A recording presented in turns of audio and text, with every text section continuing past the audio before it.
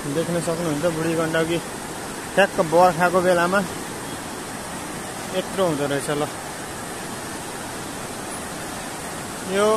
यो जुन अहिले मैले क्यामेराले देखाइरहेको छु यो गोर्खा पर्छ भने अब यो चाहिँ धादिङ हो। अनि त्यो माथिको डाँडा छ नि यो सलेन्टारको डाँडा हो।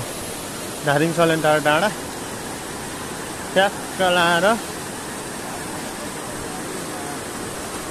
हजुर पानी बगेवाला काट मार्छु। अनि यहाँको स्थानीयहरूले चाहिँ के गर्छ भने टक्क पानीले बगाएर लिएर आउँछ काठ टिपेर अनि यसरी दाउरा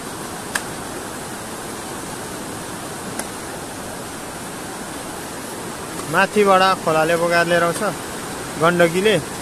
अनि यसलाई चाहिँ पाखा लगाएर पन्साएर दाउरा बाल्छ। गहिरो होला है।